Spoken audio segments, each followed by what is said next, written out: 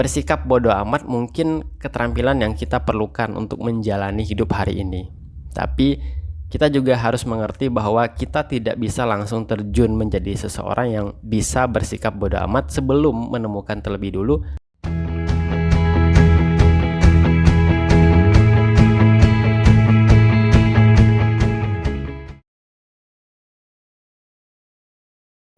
Halo, balik lagi di Ngomongin Buku. Kali ini kita akan ngomongin satu buku yang dulu sempat booming. Buku itu berjudul Seni Bersikap Bodoh Amat, ditulis oleh Mark Manson. Larisnya buku ini kemudian dibicarakan oleh banyak orang. Menurut saya itu karena ada banyak orang, tidak hanya di Indonesia, tapi juga belahan dunia lain yang mungkin sudah jenuh dengan omongan orang lain atas apa yang dirinya lakukan. Dan mungkin banyak orang yang merasa kesulitan untuk melangkah karena dibelenggu oleh omongan orang lain itu tadi, atau mungkin rasa tidak nyaman dengan orang lain dan sebagainya. Nah, ini kayaknya yang membuat buku ini dicari dan dibaca oleh banyak orang. Lalu apa isi dari buku ini? Pertama, kita bahas kenapa sih sikap bodoh amat itu merupakan hal yang penting. Jawabannya, kata Mark Manson, karena sekarang masyarakat kita saat ini dengan budaya konsumen dan media sosial yang dijadikan sebagai ajang pamer, itu telah melahirkan generasi manusia yang percaya bahwa memiliki pengalaman-pengalaman negatif seperti cemas, takut, rasa bersalah, dan lain-lain itu sangat tidak baik. Ini sebab pertama. Kedua, selain seringnya kita menganggap penderitaan sebagai sesuatu yang tidak baik, kita juga terlalu sering memperdulikan banyak hal. Kata Mark Manson, terlalu sering memperdulikan banyak hal inilah yang membuat Anda menjadi terlalu terikat pada hal-hal yang dangkal dan palsu. Anda membiarkan hidup Anda demi mengejar fatamorgana kebahagiaan dan kepuasan. Singkatnya, kenapa bersikap bodoh amat menjadi penting menurut Mark Manson? Karena masyarakat hari ini banyak yang berupaya untuk menghindari penderitaan dan terlalu sering memperdulikan banyak hal. Dan dua hal ini kayaknya yang menyiksa banyak orang. Menghindari penderitaan membuat kita menjadi sosok yang palsu karena selalu berupaya untuk berpura-pura bahagia jadinya. Selain itu, memperdulikan banyak hal juga sesuatu yang melelahkan, baik secara fisik dan mental. Apalagi banyak hal yang kita pedulikan ini adalah hal-hal yang dangkal dan palsu. Nah, dua hal ini membuat seni bersikap bodoh amat menjadi sesuatu yang penting untuk kita kuasai hari ini.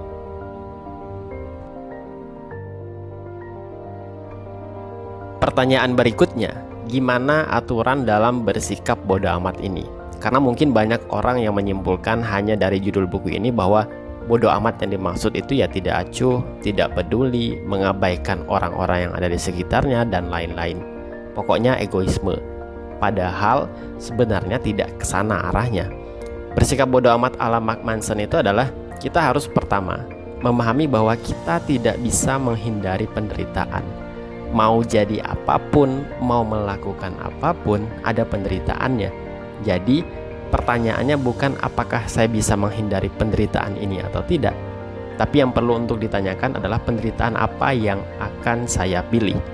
Nah, memilih penderitaan ini akan berkaitan erat dengan apa yang kita anggap penting dan bermakna dalam hidup. Nah, ini yang perlu digarisbawahi dalam bersikap bodoh amat, yaitu nilai. Apa yang penting, apa yang bermakna bagi kita dalam hidup ini, itu yang harus dibangun terlebih dulu. Jadi, tahapan untuk bisa bersikap bodoh amat itu dimulai dengan menemukan nilai, menemukan apa yang bermakna bagi Anda dalam hidup ini. Kalau kita sudah menemukan apa yang penting bagi kita, dan kemudian langkah kita diselaraskan dengan apa yang menurut kita penting dan bermakna itu tadi, maka barulah setelah itu kita bersikap bodoh amat. Bersikap bodoh amat dengan penilaian orang lain atas penderitaan yang kita pilih, bersikap bodoh amat dengan banyak hal yang tidak penting. Tapi kalau kita belum menemukan apa yang penting dalam hidup kita dan belum menemukan apa yang bermakna dalam hidup kita, maka ada dua kemungkinan yang bisa terjadi. Pertama, bersikap bodoh amat yang ingin kita terapkan jadi tidak punya arah. Misal dia mau hidup bodoh amat, tidak peduli apa yang dimakan, tidak peduli apakah itu sehat atau tidak, yang penting enak gitu ya. Ternyata yang dimakan adalah hal-hal yang bisa merusak kesehatannya. Nah, ini kan bersikap bodoh amat yang tidak berlandaskan pada nilai yang baik. Kedua, yang bisa juga terjadi saat sikap bodoh amat kita tidak berlandaskan nilai yang kuat, niat dan upaya kita untuk bersikap bodoh amat jadi mudah goyah. Kenapa? Karena kita belum menemukan apa yang penting untuk kita. Kesimpulannya, bersikap bodoh amat mungkin keterampilan yang kita perlukan untuk menjalani hidup hari ini. Tapi kita juga harus mengerti bahwa kita tidak bisa langsung terjun menjadi seseorang yang bisa bersikap bodoh amat sebelum menemukan terlebih dulu apa yang penting, apa yang bernilai bagi kita. Jadi, cari dan bangun dulu nilai hidup yang ingin kita perjuangkan dalam seluruh hidup kita. Setelah itu, jalan dan bodoh amat dengan penilaian dan hal-hal lain di luar dari apa yang bernilai dalam hidup kita.